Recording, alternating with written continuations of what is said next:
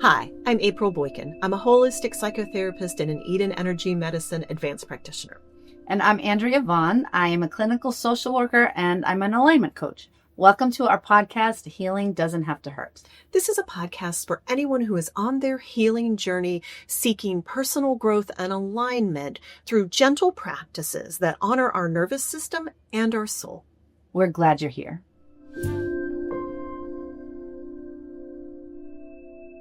Hi, we're back for episode 2. Yes. We survived episode 1. We did. We survived episode 1. And now we're on to episode 2, which is called... I can say this way too easily. I'm a mess. I'm a mess. I'm a mess. I'm a mess. I'm a mess too. So, all right. But there's so much to unpack around that statement. And so in our podcast of Healing Doesn't Have to Hurt, episode 2, I'm a mess. But really what we're saying is... I'm not the mess. My trauma is the mess. Exactly. Which is that was the game changer for me, because I said that so many times in my life for so many different scenarios with kind of mindlessly, thoughtlessly, I'm a mess, and believed it to my core. And when I started realizing, there might be something else going on here, game changer for me. So that's 100% accurate. And what we know is it's not just the statements, I'm a mess, although I say that all the time as well, but it's I'm broken, I'm not good enough, I can't handle this. And really what it is that your trauma, your stress, those things have created a scenario. And so you see your behavior, which is just a response to that trauma, as problematic. And you judge yourself against other people who give the appearance that they've got it all figured out, that they're doing it all right. Mm-hmm. And so in this podcast, we are going to unpack that. Mm-hmm. Which I'm very excited, because I'm excited to share this with other people. And it's just a good reminder. It's so easy to kind of revert back to the old mindset. And I mean, constant reminders.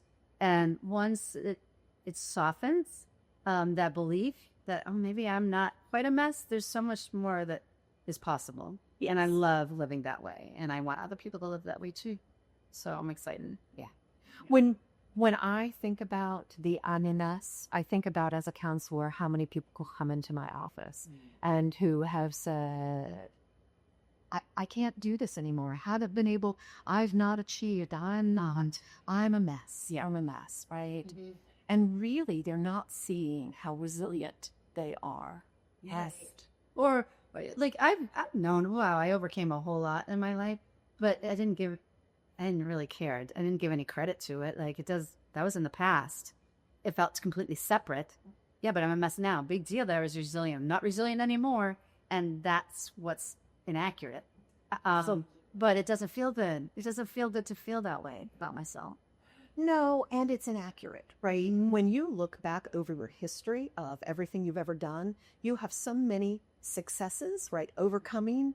All of those are tools in your toolkit. And we have to recognize that we are actually shaped to create these beliefs through what we experience. Can you say more about that? How we're shaped?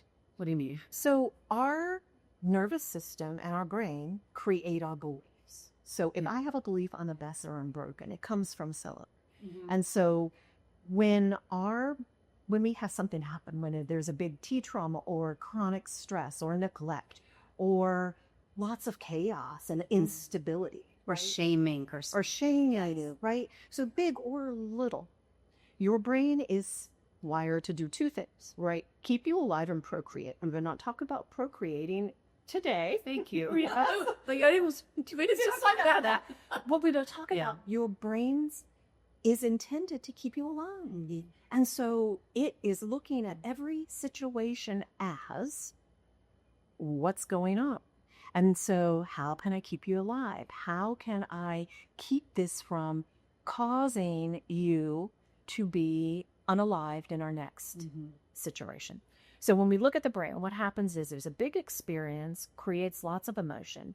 The prefrontal cortex, which makes all the decisions, the logic, goes offline. The amygdala becomes, let me see, are you safe? Are you unsafe? And it sends messages, right? But no, to the hippocampus. The hippocampus is supposed to create and organize memories. The problem is that without the prefrontal cortex being involved, it's often distorted. And so, that makes sense. right? That's the piece. Right. And so when you are anxious, oftentimes you either don't encode any memories or you encode distorted memories. Yes. And so anytime there's big emotions going on or repetitive chronic emotions going on, or if you're dysregulated for some other reason, you encode or you create a negative belief around this situation. And so the fire can go away, the trauma can go away, and your brain can still Continues. Yes. That's the big piece. I was stuck for so long thinking, why? I'm not in any danger. Why am I still feeling this way? And that's the piece. That is the piece. And your conscious mind can even say to you, Right. you're safe, you're safe, you're safe. Yes. This is why mantras don't work for me. And they might work for other people, great. But if I say, I'm fine, I can handle this, I'm not a mess, and it doesn't always penetrate the belief system because there's other wiring going on responsible. Okay, and so what that is about is that the thoughts that happen in the brain, but we feel it in our body. It's called a felt sense in our body. Our body holds that. So we can try and get the brain to think something new. Yeah. We can create a new idea, right, through a thought, through a mantra, through a commitment. Right. But if we haven't gotten the body online, Yes. it's incongruent. So we can even do it with our conscious mind, but we haven't accessed our subconscious, which takes up so much more space in how we operate in our planning and our program. Wow. Our subconscious mind is got much more input there. I'm listening, but I'm having moving little light bulbs because so many times, at least for me and a lot of people that I've worked with, that we go at it a different order. When we're trying to make these shifts, we're trying to shift our mindset first, and then hopefully our body will follow. Correct. You know, instead of trying to calm the body down first or change something first, and then the mindset can change. And if you change the body first, if you regulate your nervous system, it makes it so much easier because it's safe. And then when your brain is registered safe, because the body is registered safe, the brain can it can entertain new insights. And when it can entertain new insights, you can have worth. I love that. Right? Just to share. I know. Love that. I know. It just is more doable. It's more hopeful. It's so many times we just don't, where do we even begin? A lot of people I know have completely resigned. This is how I am. This is just how I respond. I'm a mess. It's okay. Make peace with your mess, you know, and which is a step, but there's such an easier, that's why we wanted to do healing doesn't have to hurt. You don't have to suffer in order to make real change. So I just have to share. I'm a little excited, right? No, I agree 100%. Yeah. And it's this idea where I struggle with meditation. This whole idea of dropping in and being calm, it takes me so much. And even like in times where I've had massages, and I remember thinking as I'm on the table, this is not relaxing. This is not relaxing. And, Right. And part of that is that I was so dysregulated that trying to force myself in to a situation where I would relax and feel better, it didn't work. And so what I have found is as I work with grounding or as I work with getting back into my own body, it is so much easier then to drop into a mindfulness state, to drop into meditation. But it is first regulating that. 100%. I have found the same thing. It's so exciting. Right. So what do we do? What do we do? What would you do? What would you recommend somebody? Where do you start? Well, I think we start with realizing how resilient they actually are. And so I know I said this earlier and I say it all the time. Yeah. It is so important for us each to realize that we were incredibly resilient. The worst is already over. The trauma has already happened. You survived it. And so you are already equipped with everything you need to heal, right? You've got the skills. We just need to adjust what that looks like. Okay. So, and the skills you had actually served you. They served you to keep you alive. They served you to keep you sick. Now they're not working anymore because you want more for yourself. You want more for your life. Yeah. Right. But start with understanding you're resilient and you've got what you need. Okay.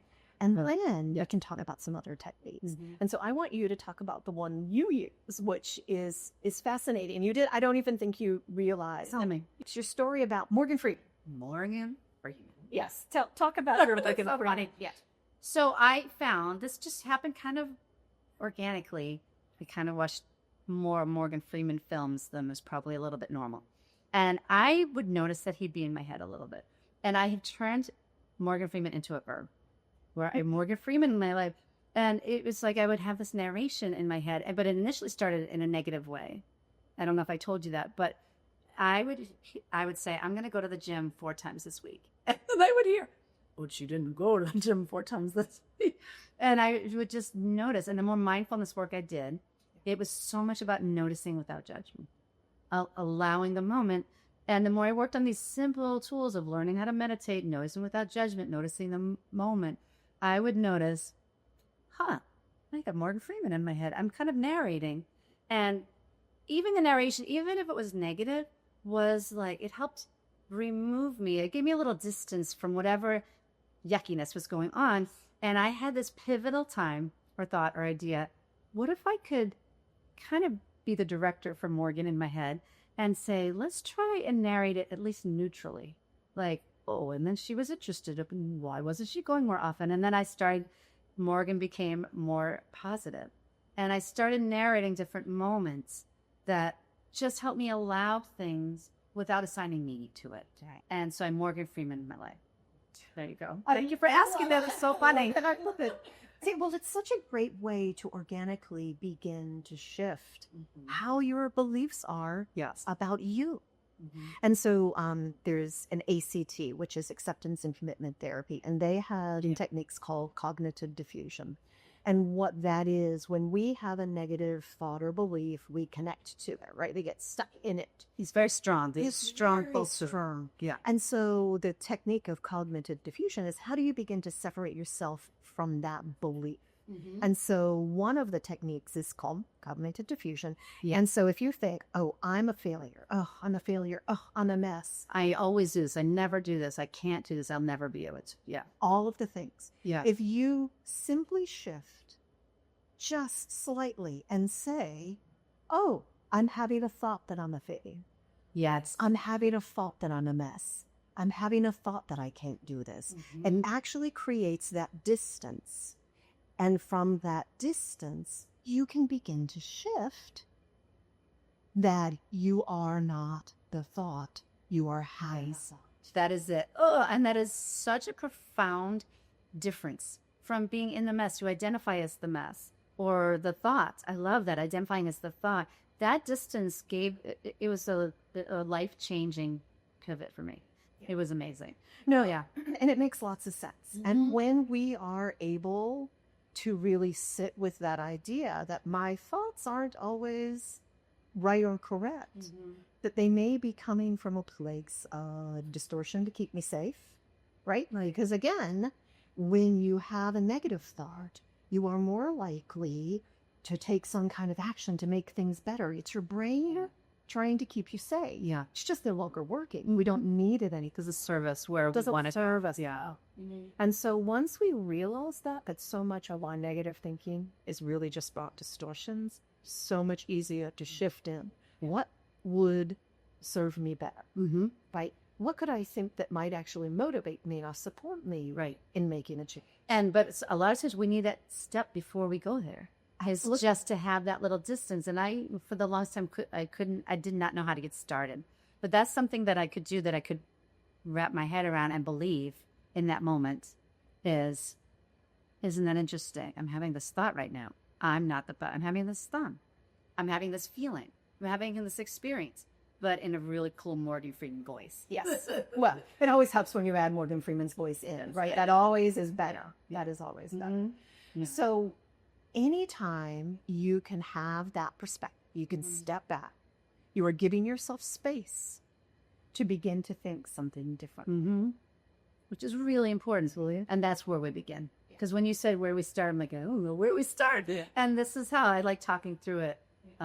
So are you able to show one of your tools in your tool kit Sure. can do. I have lots of tools. Yeah. I think that before we leave this, though, what I would say is that it's important to begin dialoguing with yourself just like you did.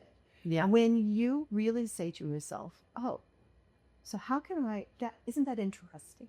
That phrase just helped us so many times. Just saying, follow something up with, isn't that interesting? Isn't that interesting? Yeah. Even if it's before you can't even do the distance, like, oh, I'm terrible at park heat. Isn't that interesting?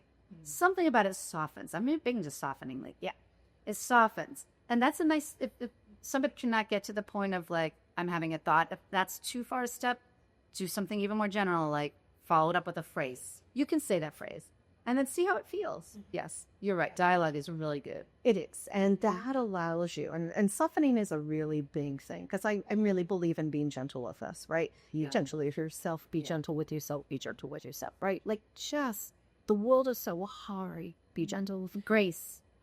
Yes. So the technique that I will share today is called, it's a Eden Energy Medicine neurovascular hold. And it's one of my favorite, and I use it all the time. And actually, we do it naturally. How many times have we been stressed and just put our hand on our forehead? Oh, right. That's a lot, yeah. So this is actually kind of a normal reaction when something is stressful. And so we just want to back it up by putting the hand behind on your occiput, on that ridge in the back, and just holding your neurovasculars. Take a breath. It just feels natural. It feels nice. And soften, right? It begins, and just pair your breath with it. And as we soften into this, right, what's happening is we are bringing blood and oxygen back to our brain. By your hands? Just by your hands? So our hands are magnetic. And we know that because we've been in the grocery store reaching for something and shocked ourselves, right? Well, blood has iron, our head is magnetic. So when we go into fight or flight, all of the stuff that's not needed leaves our brain. Right. So it keeps us alive. But that prefrontal cortex that goes offline is because our body is prepared to fight or flee or hide, right? Or get out of the way in some way. And that blood, prehistorically or whatever, needed to go to the limbs to run or to, yes. Correct. I remember, yes. Yes. And so when we do this, we're actually bringing the blood back to our brain. And so it's one of the best techniques. When I am feeling overwhelmed, I was rear-ended in a car and I called 911, the thing in the top of my car went off and I said, here's where I am. And the woman said, ma'am, I cannot understand you. Well, and I said, okay, hold on a second. And I did this. Did you? I took a couple of breaths. how did you even, because you practiced Because I practice this that's every what single day of you my do it. life. She walks around. I do. I do this Yeah. frequently. But just because it's become my go-to. That's why it's important. And so I did this. I took 3 breaths and I said, here's where I am. And she's like, we're sending someone. Still took a long time, but I was in pain. I got myself back into my body. I got out of my fight or flight response. And so it's called a main neurovascular hold. It's a great technique, and you can use it anytime, anywhere. Someone comes in my office and they can't get regulated. I'll have them hold or I'll hold to help them regulate. And it's a great one. Big emotions, overwhelm. It's great. But I think the key that you demonstrated with the accident, which we just met, it is so important to practice during non-stressful moments. I have added so many things throughout my day that when I don't necessarily need them, but first of all, they just feel good. They help regulate.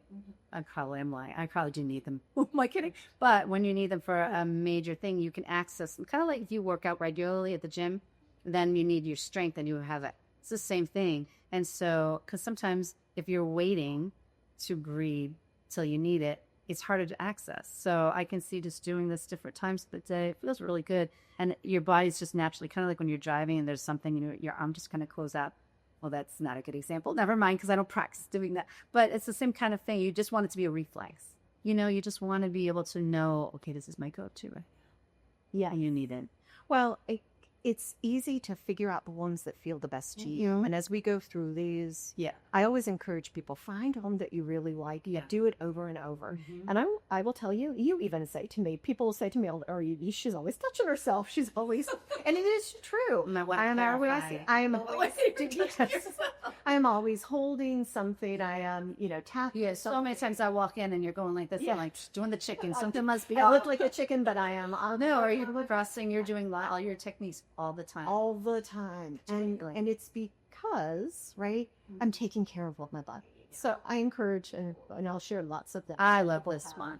And tell me again, it's neurovascular. It is called the main neurovascular hold. Okay, I love it. Yes. Seems great. All right. So that is the end of this episode, except for, I mean, I'm like, you're not getting away. I know you don't love my jokes. I do them anyway. I always love a dad joke. Always love a dad joke. This one is real. I just apologize ahead of time, but I think it's important to keep humor, and that's why I'm going to do it every episode. But I'm just sorry ahead of time.